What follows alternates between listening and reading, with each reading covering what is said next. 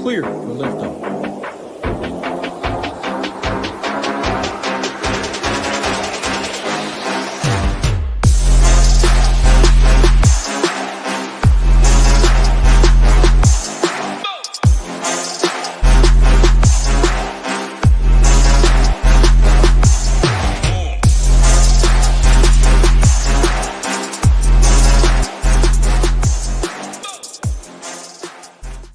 What's up, everyone? Tyler Tamboline here, a.k.a. ToeTagginTambo, back for another edition of the Monday First Look Show here on the SHIPIT Nation YouTube station. Got my guy Hoopster here with me, as always, going to break down all things Travelers Championship. And I said this morning on X, Twitter, whatever you want to call it, I said, happy Monday to all those that celebrate the last signature event, hopefully ever, of the season. But we'll see how that goes. We do have a 72-man no-cut event to round out these signature events for the season, coming off an insane U.S. Open. Talk the start of the week, me, many others out there just saying it's just the best time of year. I love the U.S. Open. It wasn't even super profitable for me, and I still loved it down to the last minute. I loved seeing the battle, Rory, Bryson. I know lots of people have takes on that, but Hoop, I'll bring you in. Hope everybody had a great Father's Day. Hoop, how was your Father's Day? How was your U.S. Open experience last week? And then we'll get into the Travelers here pretty quick.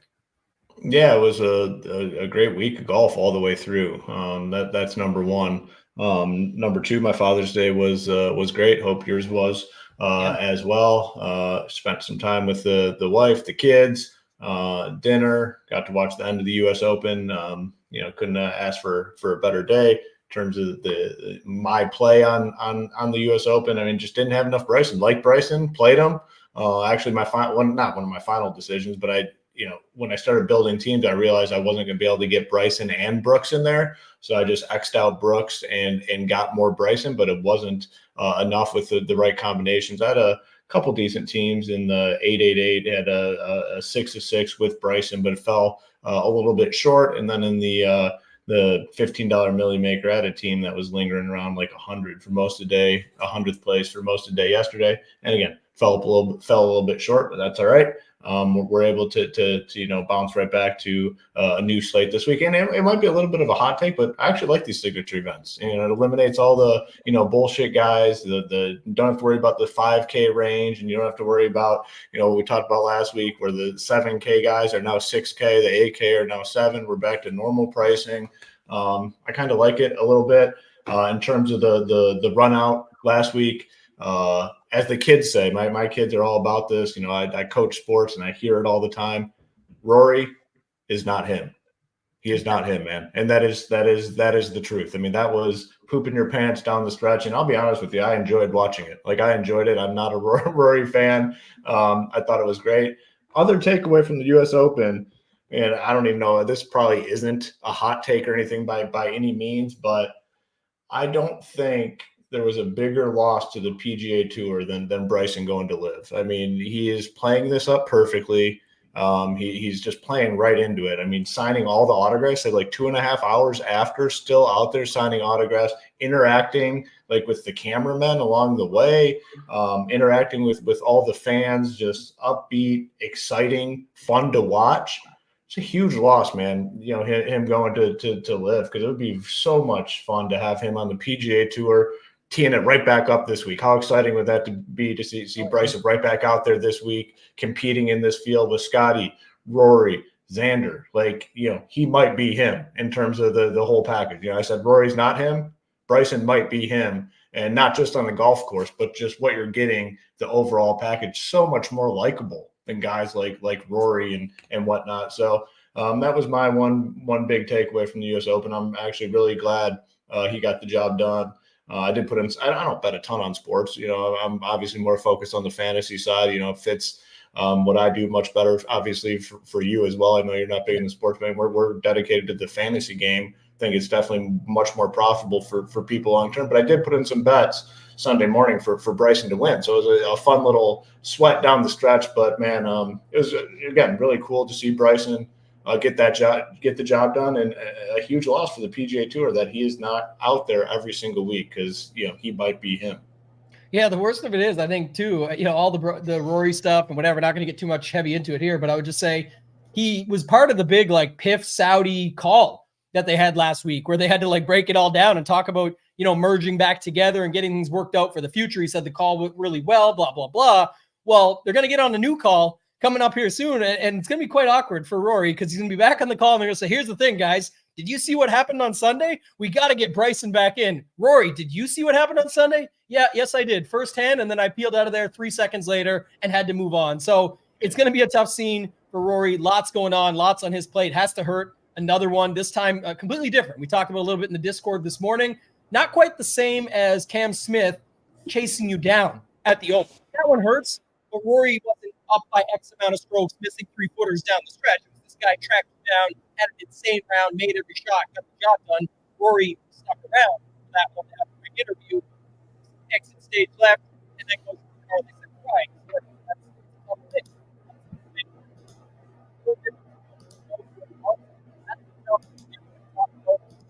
Bryson actually stuck around at the PGA Championship to congratulate Xander, live in the moment, see it there, and then bounce back at the next major and gets the job done. So you love that. The content with Johnson Wagner after going back out, getting Wagner a better shot than him on the second version of it. I know he bladed the first one, but still had to be, just one of the best things I've seen all season when it comes to content out there, getting everyone to touch the trophy out there right back, on the Today Show this morning. So it's just like a little trip he gets to make around with the trophy and all that stuff that you love to see. Sucks that they can't make it all work, but hopefully get it back together. And the other thing I think it just kills the PGA Tour on is the YouTube aspect of it. I'm not sure if you followed, obviously picked up even more subscribers. You guys are here now. Subscribe to this channel. We don't have 711 or 12,000 subscribers like Bryson, but all the YouTube content that he does just got all the fans now know that much more about him, YouTube being such a big platform, and versus you can't post anything on X, Twitter, whatever, without PGA shutting it down or canceling your stuff. Like, get the fans involved. Every time he was making a fist pump, it was at the crowd, not just for himself and all that. And everyone says, oh, he's phony, whatever, maybe. But, it just seems like working, man. What he's doing is working. I personally have a much different take on it. I don't think it's forced at all. And someone put in there, like, he's self-promoting. Everyone's self-promoting. Like, everyone is, everything you do on a daily basis is self-promoting. You're doing it for your benefit, for your family's benefit. That's life. That is life. You have to do what is best for you and your family. So self-promotion, totally fine. I think he's played this whole situation perfectly. Even with Liv, it's like he's a younger guy. You're going to give him the big bucks. He takes the big bucks. It's life-changing money. Never has to worry. And yeah, if he played on the PGA Tour, probably doesn't have to worry about anything the rest of his life. But that's like to another level. Takes the money, building his brand, like someone says in the chat, and he's gaining more steam, following, and admiration every single time he tees it up. And he's been a part of all three of these majors. He's been in the conversation all three of the majors, so it's on the biggest stage. Like, very tough to hate on the guy. Like, very, very tough. It's fun to watch. Yeah, the one last thing I'll just say about the Rory side of it is, again, lots of people don't like him for whatever reason. He always gets put under a microscope. Honestly, though, you look at what he's done his entire career, it still is very impressive. Not winning the majors, it's going to be a big hit against him on the legacy stuff. I get it, but he still comes right back out. The year that he didn't win that he won the Players and something else, and then came out and won the FedEx Cup Championship after not getting majors done that year. And like, people talk about all the time, like, and this one, Rory can never come back from this. Like, someone posted out there today, Dustin Johnson 3-putt at Chambers Bay, then came back out and got the job done and made something of himself. DFS analogy I was thinking of, Hoop, our guy Head Chopper. Shout out to Head Chopper, great dude. He had because of the Dustin Johnson scenario in the Millie Maker, because the look on Rory's face in that room gave me these vibes completely. Like, when you're winning the Millie Maker and then lose the 900K on the last hole. It's like, that's what that would have to feel like, just death of, like, I had it and it's gone, and you knew you had it and you just lost it. Head Chopper lost the 900 grand. Oh, that's got to be the worst thing ever. Probably sucked that day, but came back and won a Millie Maker in 2019, and then came back in 2020 and won another Millie Maker after that. It's, you could take something away from it and learn and move on. There's only 4 majors a year. It's not sticking up for Roy. I think the biggest knock on him was leaving immediately, not being real about the situation, not talking to the media. And again, you definitely gave this one away. And like Nick says here, I think, leaving would be worse for his brand than him just choking it away. Yeah, you should have stepped up and said, it happens. That's because he's presenting himself as, like, trying to present himself as the face of the PGA Tour now that Tiger is kind of subsiding. So you have to be above all those sort of emotions. Go up, shake the guy's hand. Like, that's the person that he wants everyone to think he is. But at this point, he's not. And, he's not that guy. But, yeah, I don't know. Like, yeah, I agree with you. That's going to look way worse than him choking away and missing those 2 little putts down the stretch. And the fan perspective, one dude's out there shaking hands, kissing babies, doing all that. The other guy's showing, younger children that are wanting to follow in his footsteps, probably, that when you lose, you just peel out and bail. It's like, no, you congratulate the guy who got the job done. You didn't today, but there's something you can take away from it. Win or learn, move on, and focus on the next one. Rory will be back. I don't care what anybody says. Certainly he will. Yeah, there's no doubt. There's no doubt about it. I mean, there's no doubt he'll be back. And I will say, the biggest thing is going out there and signing for those kids and being interactive with the kids all throughout the rounds. Just one situation I have, which is on a much smaller scale, when I played in that Rocket Mortgage Pro-Am event. I played with Danny Lee and Chesson Hadley, all right? Like, 2 not great golfers on the PGA Tour. My son was 6 or 7 at the time. He followed along with us. Chesson Hadley was very interactive with him the entire time. Like, the entire time we were golfing, Chesson Hadley was very interactive. My son is now 10 years old. To this day, he still follows what Chesson Hadley does. When he's on TV, he watches what Chesson Hadley does.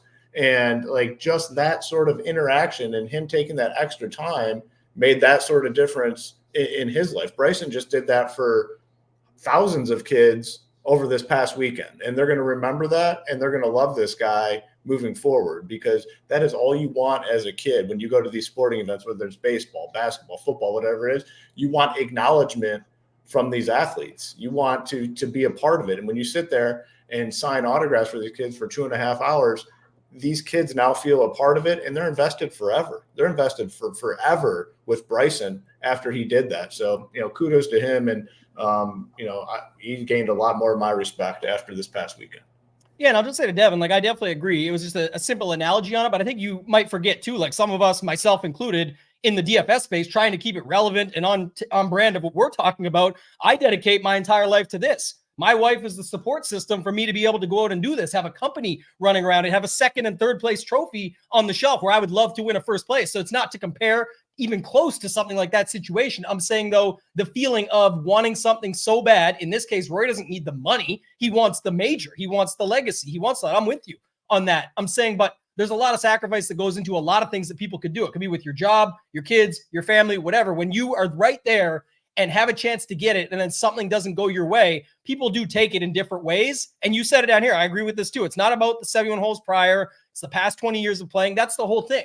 Anybody who's dedicated to something, it's no different when someone signs up for SHIPIT Nation expecting to win that weekend. It's like, look, man, like we're in this for years on end. We're going to ride those ups and downs. And that's why I gave the example of Head Chopper. He's been playing forever, and he still is. And when this had happened, he just kept playing and bounced back and won a Millie Maker and got the job done down the road. He could have just gave up or said, this is it. Nothing ever goes my way. We see it all the time in DFS where people just want to give up the moment something, oh, it's another bad week for me. I'm done.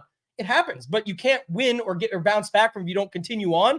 I think Rory's biggest mistake was not that he'll be back. His biggest mistake was not stepping up, congratulating Bryson, letting people know that it does hurt. This does suck. You guys know how bad I want this. It's been 10 years. You're on my case 24/7. I want to get this job done, and I let one slip away today. Be honest, be real, be authentic. Yeah. This kind of goes against all of that because it looks like you just do shake hands, kiss babies, and be the face when it is going your way. And when it's not, you say, it didn't work, so I'm just going to bail on it. That's really what it stood out to me anyway. 100% agree with you. And, if you took a poll right now, Monday morning of, I don't even care whatever age range it is of golf fans that watched this past weekend, and you asked them, who do you like more as a golfer, Bryson or Rory?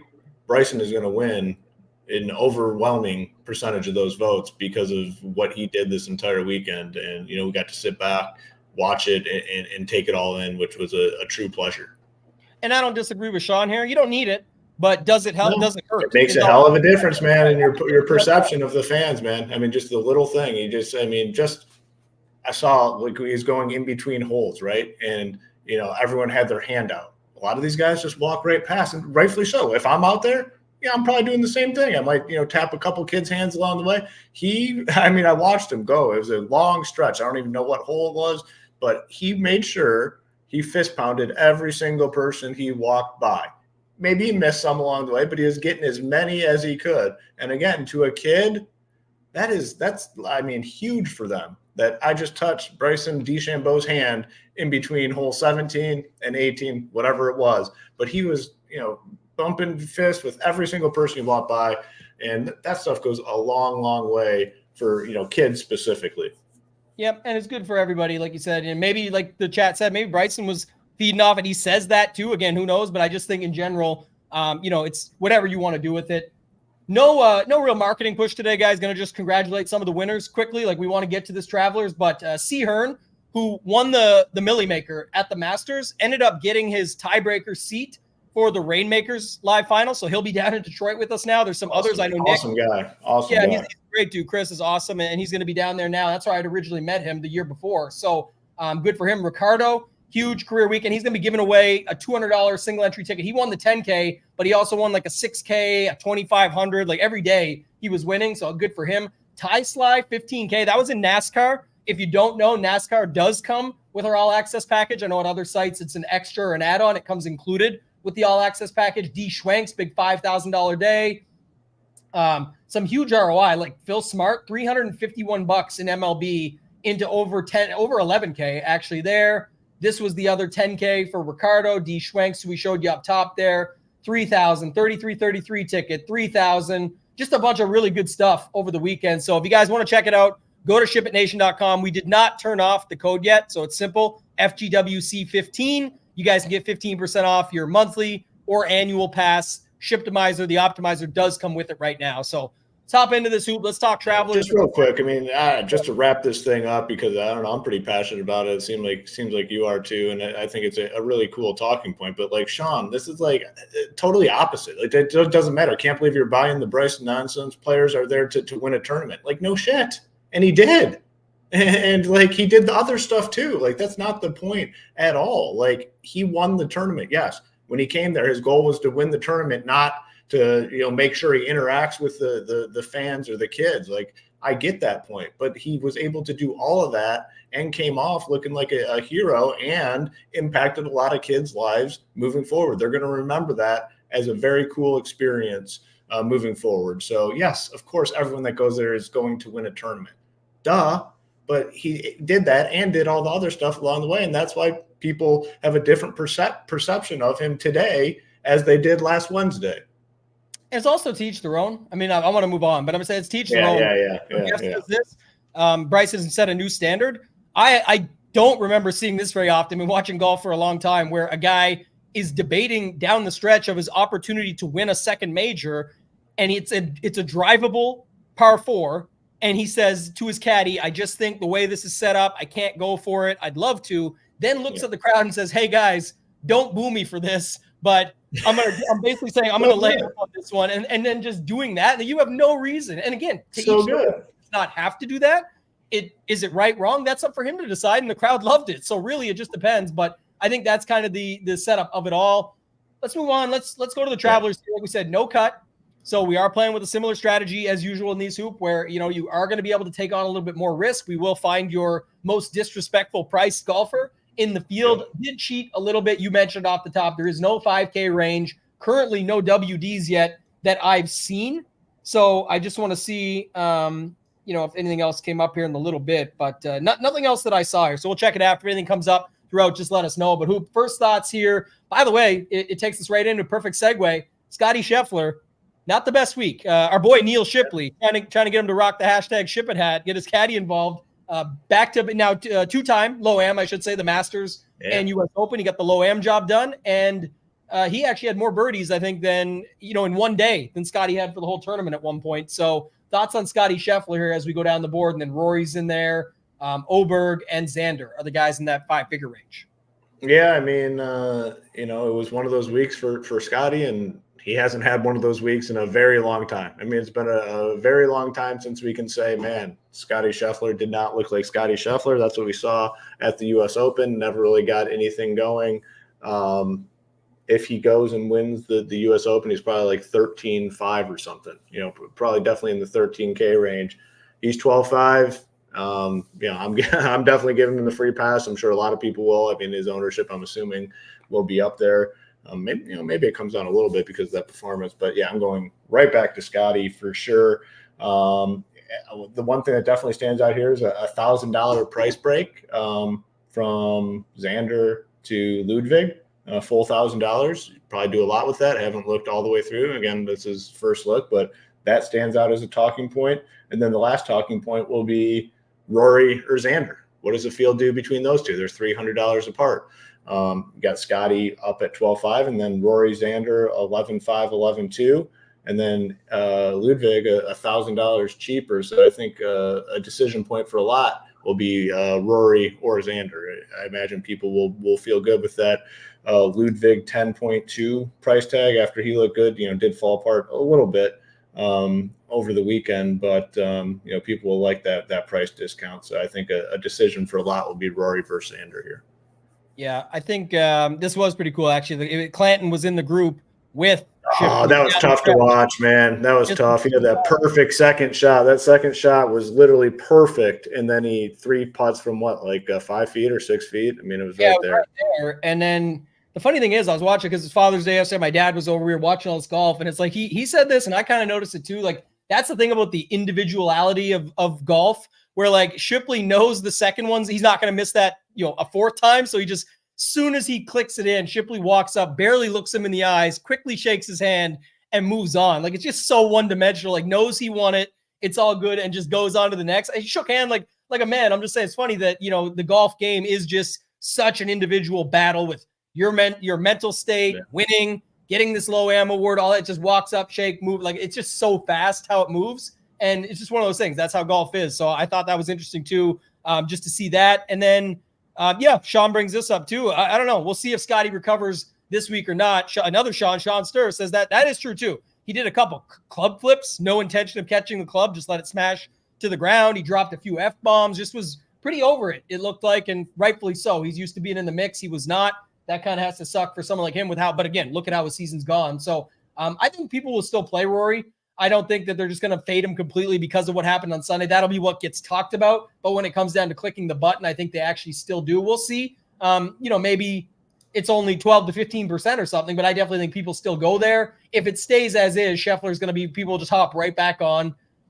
Xander, Oberg, we'll have to wait and see. I think people would still go to Xander, but it's such a price drop to Oberg. But let's segue into this 9K range, Hoop, because with Burns up to Morikawa, do you think people just still stick with Morikawa here? It wasn't the worst. It just wasn't fully what people were hoping for. But that Saturday round, again, the 66 bogey free, very nice for him.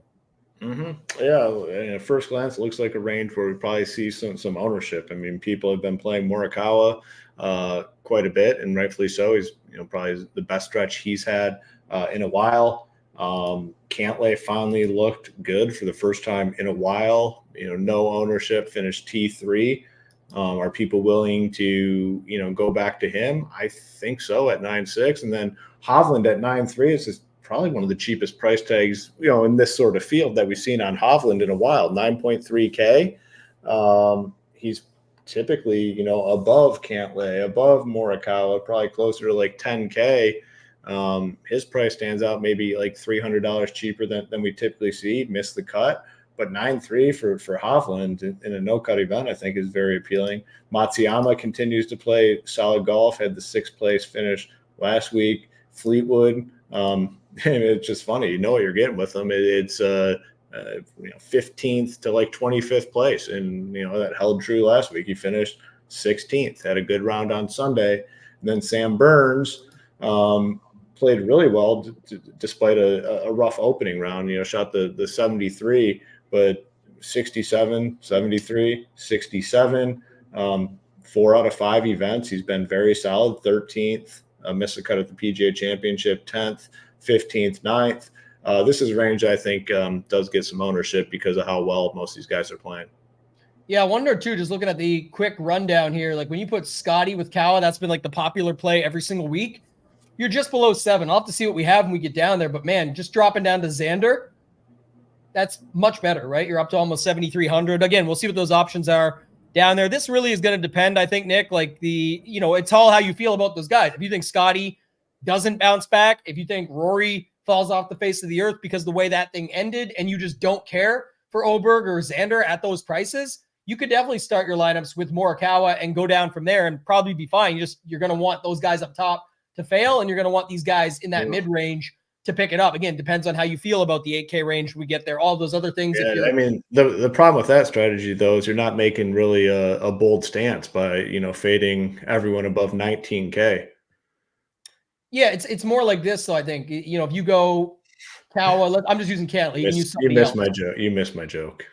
What are you saying? Did you read the full comment? I said you're not really gaining much leverage by fading everyone above 19K. I didn't. It's so weird that I read this and this. Yeah. I just passed I put the first sentence with the second number, and I was like, oh, it's just reading these comments forever and putting them through. But good one. That definitely was one that I missed. But just to note it, I think this is again, maybe it's 2 9Ks, 2 8Ks, but I'm just saying if you go something like this, you end up in a similar spot to what I was just showing. I know Morikawa is included in this, so let's just do another example. If you go Decky, Fleetwood, Cantlay, it doesn't look like much win equity because it's guys that don't win or don't win very often. Decky wins, Cantlay's won. I get all that, but I'm saying you're at around 7,300 and change versus the Xander Morikawa, where you're at about 7,250. So just to, and you got 4 spots to fill out versus just 3. So it is tough to say how that works out. I think, Sean's been bringing a lot of things, good, bad, ugly today, but good interaction. Appreciate this stuff. I like both sides of it to get after it. And, this is true. That was another thing. That won't get talked about at all. There was a moment there, and I know it sounds crazy because it was the Rory Bryson thing, but Cantlay missed 3 10-footers or less, and some of them were 5 or 6 feet, where I was thinking like, man, he's just going to follow in his boy X's footsteps and go find one after I'd also made fun of him on Saturday. I couldn't believe for the amount we talk about Patrick Cantlay, like he's some god out there and he's going to just dominate everything. The announcer got me on at the commentary. I think it was he's played like 30 majors and has 1 top 5. It was a T3. Now he has a bunch of T14s and T12s and T19s and things like that. But man, that's crazy. That's just for how he gets talked about. It's still very good. I shouldn't have said I didn't realize it's this bad. I guess it's not bad. It's all perspective. I just said it feels like people talk about Cantlay like he's the next best to get it done. And I didn't know his major history was that scattered, if you will, where it was mostly 14th to 20th versus top 10s. That's really how I was looking at it. So Cantlay did miss a lot of short putts. Hovland did bounce back in round 2 after horrendous round 1. That certainly hurt me. He missed the cut by 1. So that one stung. I know everybody was looking for that +6 or +4, not the +5 with Scotty involved, but Scotty got in there and brought the 6-6 rate up to over 20%. I think Decky can still pick up some steam here. Fleetwood, like these guys pop out more than what I think people will do with a Cantlay, Hovland, Burns. That's where I could see it. Now Burns, another one that's a little bit interesting. A couple 67s mixed with a couple 73s.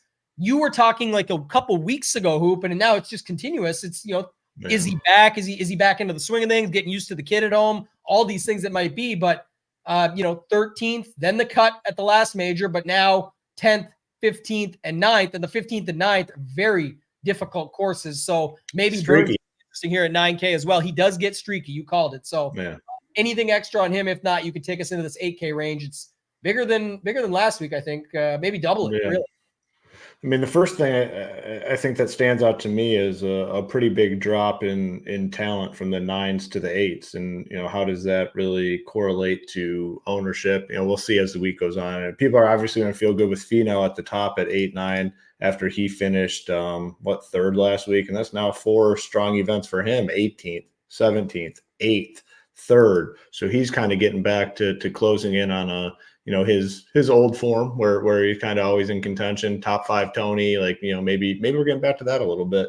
But after that, I think people are going to look at this range and see a lot of guys that are overpriced. Thigala, Keegan Bradley has been a 7K guy for a lot, even the 6K guy. Now he's 8-7. Henley at 8-6 been playing well, but do people really want to, will they feel comfortable enough playing Henley in this loaded field at 8-6? Justin Thomas, man, I don't know. I told you, we talked on the phone. It was last week, I believe. It was at some point, over the weekend, maybe. I said, man, just don't let me click Justin Thomas's fucking name ever again. If I recommend him on a show, stop the show, call me an idiot, like whatever it takes, just get me off this guy. And this is what I've been doing. Like I'll say this on a Monday, and then it gets to Wednesday when I'm building my teams, and I end up playing his ass and he just fucking sucks. Just can't. I mean, the worst thing is like the 10-foot putts. Like he's got to be like 0% on 10-foot putts. I swear. Corey Connors, Harman. I definitely like Connors. I mean, again, he's just so steady. And now we're starting to, creep up into the top 10 range with his finishes. There's like limited risk and, probably a lot of upside, to be honest with you, at 8,400. Like if he gets you consistency too. I know I'm cutting you off. So consistent. Yeah. But 69, 70, 71, 70 on this course and the way some of those days play.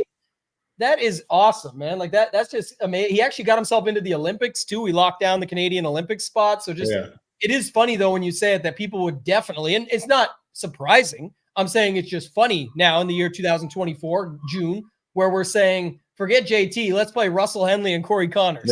Yeah. Different times. And that's been the right move. And that's been the right move for most of the season. If you're going those two over him, it's wild, but it is what it is. Same thing. He's good. 70, 72 on Saturday. Okay, not quite as good. Bang, 67 on Sunday.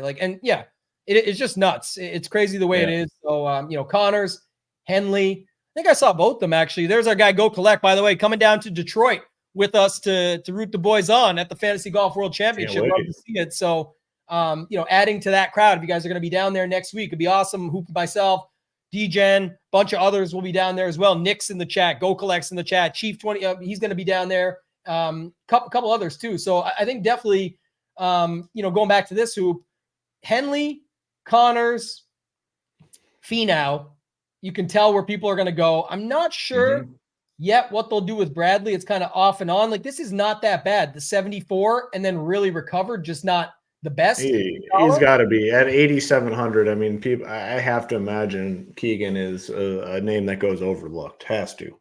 You'd think so with the other guys around him. I think it's pretty clear. Yeah. So those three others, Finau, Connors, and Henley, and then Theegala. He got the steam again last week. Man, he just gets that steam. Always. Doesn't matter. It just always happens. And then bounces back though. 68, 72, 70. Made something of it. 12 birdies in there. Like I don't know. Interesting. Harman has done well, I believe, at the Travelers, right? Just in general. I know it's this event and all the other stuff that goes with it with the signature, but I wanted to say that Harman's been pretty good here. Yeah, pretty solid history here. So I wonder if people go to him, but same thing. This is for Brian Harman, average price Brian Harman, steady. T21, T33, T24, T26, he just does what he does. 12 to 11 birdies, 18 at the PGA Championship. I mean, that's a guy that should be, I don't know, usually in the mix, but because you have Connors, Henley, Tom Kim, and some others, what do you do at the bottom of this range here? Like Harman, Spieth, Tom Kim, Fitz. Definitely no Spieth. I mean, I just continue to be off of him. Tom Kim, still steady. I mean, 26 last week, it's 8,100. Like, can you get us a top 15 at this course? I think so. So I like him. Fitzpatrick is kind of, turned into like a boom or bust type guy. I was on him quite a bit last week and had the one really bad round, I believe. I think it was Saturday's round. Yeah, he shot a 79 on Saturday. Like, you're obviously just done at that point. So I don't know, like definitely in this lower region, I'd say, Tom Kim's probably my initial lean down here. Yeah, and I think Nick has this right too. I think it's going to be the three guys I said at the top, Finau, Henley, Connors, and then I'm calling Connors at the top. He's slightly underneath 8,500, but then I think at the bottom, it's Tom Kim and Harman. Harman's history is just too strong here. It's not like he's been doing anything really wrong. It's just that in general. So I think definitely you could see him in the mix here. But Tom Kim has been a bit of a favorite lately as well, and he's been up and down. But, man, like one bad round, 76, the 78, the 74. Like it's been that one bad round. He's going to string it all together. 8,100 is a pretty fair price. Let's move on. Let's go to this 8K range, upper 7K range here after the 8K range. We've got more guys than we've seen as of late, it looks like. But Sung J M down to Denny McCarthy. First look here, Hoop. What do you got? Yeah, Sung Jae obviously missed the cut on what did he shoot? He was 10 over, so he was terrible. But I think I'm fine going back to him. I mean, there's a lot of volatility at that course last week, 7,900, well below the average cost of a roster spot. Sepp Straka, similar to Matthew Fitzpatrick, had the really bad Saturday where he shot a 78, but was pretty steady outside of that, 70, 72, 72. It's solid at that course. I'd definitely be good going back to him. Then you get some names that we haven't seen down here in a while in terms of the pricing spectrum. Max Homa and Wyndham Clark, 78 for Homa. It's been a disaster. Wyndham Clark just really hasn't played well at all recently. So curious to see what the field does with those two guys. I guess another guy you can throw into that mix is Cameron Young. Just been a disaster. Now 76. I mean, he was cheaper last week, but he's done nothing. So interested to see what goes on with those guys. Siwoo Kim, 7,500 seems fair for him. You get Adam Scott down here. I don't know. I mean, it's a range where, again, we got a few guys that typically aren't down here in the pricing spectrum. What does the field do with those guys? Sepp Straka, Sung Jae. So a lot of question marks here, I guess, would be the one thing that definitely stands out to me. Yeah, I'm just trying to figure it out. But I guess, the main thing that stood out to me is going back to the top is when you do this, you're not really landing in this range anyway. You know what I mean? Like that. So I can see this range even with probably goes overlooked then, yeah. Still has to go a little bit overlooked. And the people that can get rewarded are the ones, just again, first look, first thoughts. But if you can trust like the one bad week for Sung Jae and the long-term talent, even what we've seen lately with him was a T8, T9, T4. Like, is he back? He's not. It's impossible to get right. Homa's been horrible here, but for talent and the price, Lowry, Clark, and Scott, like there's guys in here for sure that you could see showing up. It's just whether or not they do. So you have to see that this one, Nick. Were we sure that Cam Young cares about golf? So it looks like someone his dad makes him play maybe, I don't know. It's been bad though. So that's the thing. Some of them you can't even put anything on them. Like, look at this. T63 cut, T50, T67, and who was with him? Was it Paul Tesori? Well, I think the chat can correct me if I'm wrong. I believe it was Paul Tesori, and the buddy that I know was texting me saying, I said this a while ago on the show, and it's like, it wasn't like a secret or something. Tesori had texted him and said he's off the bag, just giving him a heads up, and said that it's like almost like what the saying was about Bryson back in the day. The people said about Bryson, like he's either going to be the number one golfer in the world or he's going to be in a straitjacket somewhere. Like the guy's looped. He's crazy. And I guess the takeaway was with Cam Young is that like he just doesn't like to take the feedback, and that he just wants to do it his own way with his dad, all this other stuff. So if and we're seeing the other side of it right now, it has not been good. Like a second and a ninth, and then just fall off the face of the earth. 62nd, 34th, 63rd, cut, T50, T67. It's just not the same Cam Young. These guys, though, it's the PGA Tour, can bounce back at any time. Lowry, T19 last week, wasn't bad, but I don't know, if we're going to get much love in here. Straka, who was popular last week, did not really come through. He was the $6,500 chalk. Maybe people leave him alone now at 78 or 7,900 actually. So we'll see there. Go into the bottom of this range, who people always seem to like. Bez, bit of a price jump, but still. Siwoo, Akshay Bhatia, my guy Taylor Pendrith just keeps grinding. T16 this past week getting even better. It looks like Will Zalatoris down here. Hoagie, what are you thinking with this bottom 7K range? Yeah, there's definitely people. This is a range people typically go to, and it fits a lot of different roster construction types. But Seabez just going to stay on him for sure. JT Poston looks pretty solid at 7,300. I mean, 3 straight good events, I'd say, for him. 12th at the Charles Schwab, 22nd at the Memorial, 32nd at the U.S. Open. Like, that's a good stretch of golf for Poston.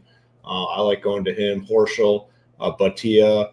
Our guy Pendrith, man, that was one of my bigger regrets last week, and another conversation you and I have had. But man, he's now like, what is this? This is like 6 out of 7 events where I'd say he's exceeded expectations. In terms of pricing, betting markets. Got the 11th, got the 1st at the CJ Cup, the 10th at the Wells Fargo, missed the cut of the PGA Championship, 21st at the Canadian Open, 33rd at the Memorial, where you kind of, that 33rd place finish was solid because if I recall correctly, he was by far the best in the pricing range where he was. And then 16th last week, and no blow-up rounds. I don't know who you were just talking about in terms of the consistency, but 70, 71, 70, 70, 72 at Pinehurst. Very impressive for Pendrith.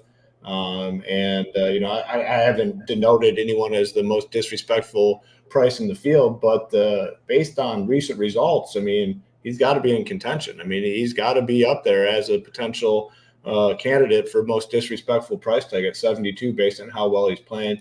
Zalatoris, we haven't seen him all the way down here at 71, but his play kind of warrants the price tag. So really can't say too much about that.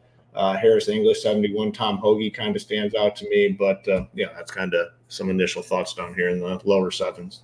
Yeah, Will Zalatoris almost like a Cam Young light right now. Yeah, because this is not even the worst. It's Pinehurst number 2. It's not easy. 75, 73 sucks. You don't get through on that, but happens. But then the 79 thrown in there, the 80. I will say too, remember, in a no cut, these probably aren't going to happen anyway. It's not as hard of a course in some cases, but just to note, like, you still need the scoring aspect and the spike rounds. It's been since February when he came second and had 22. He hasn't even surpassed one time with the 16 birdies at the PGA Championship, but that's for a much easier PGA Championship where that's still just a 43rd place because all the other stuff that goes with it. Pendrith more of like a Connors light. To your point, just use another Canadian in this example. It's very similar to Connors. Yeah, that's who it was. Yeah, that's who you're talking about, Connors. Yeah, it was Connors.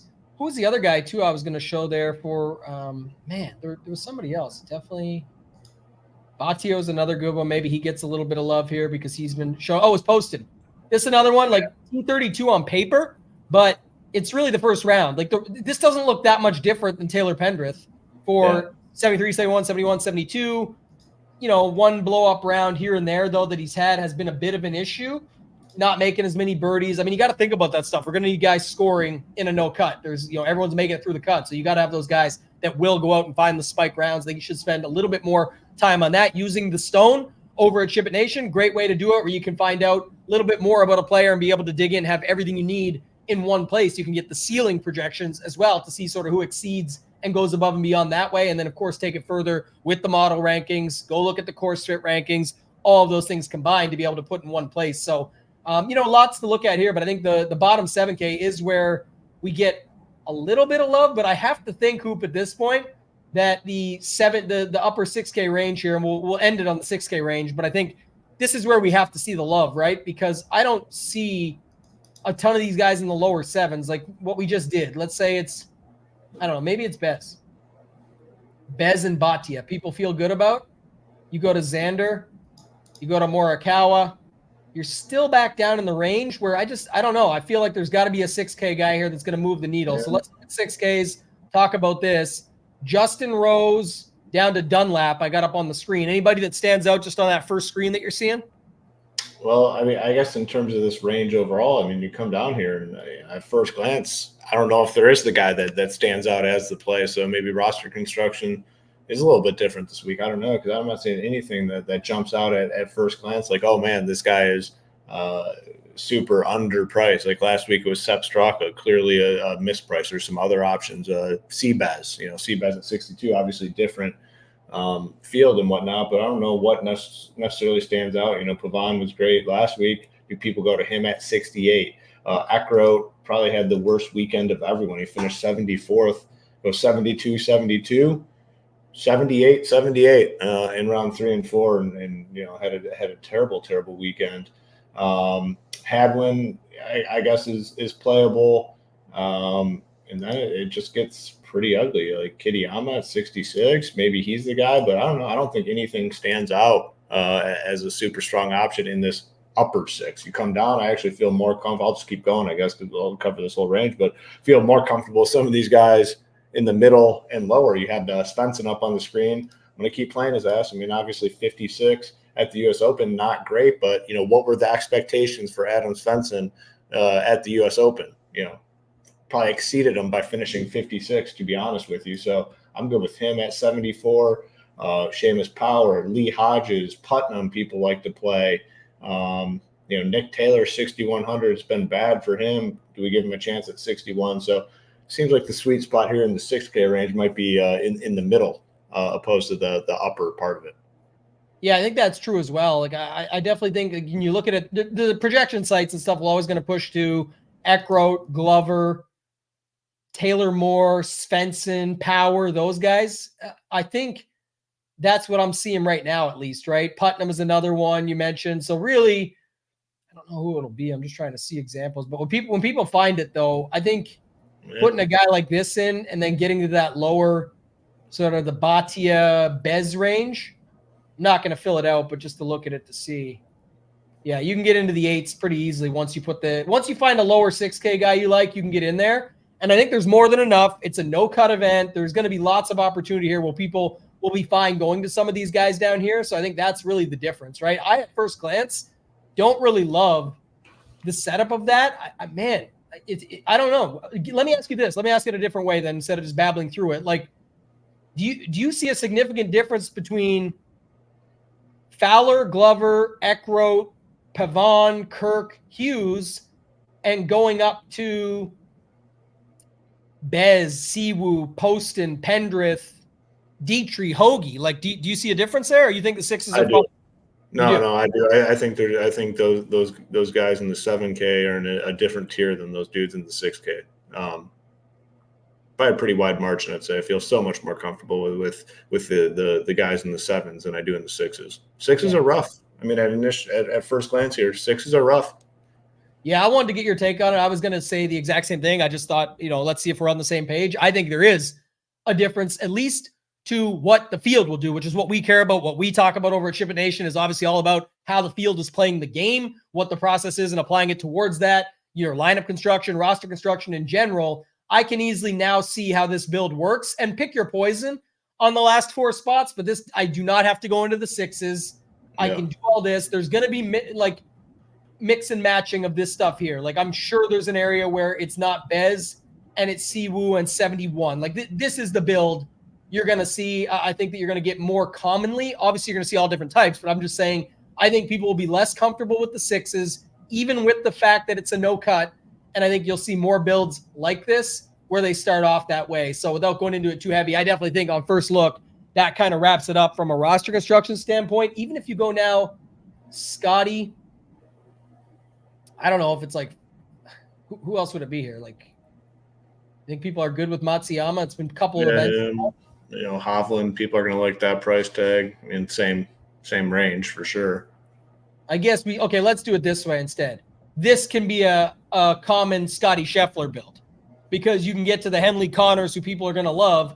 Pick your poison on your 1-6K guy. Someone's going to stand for somebody down here, right? They're going to say, for me, it's Putnam. Or for me, it's going to be, Adam Schenk.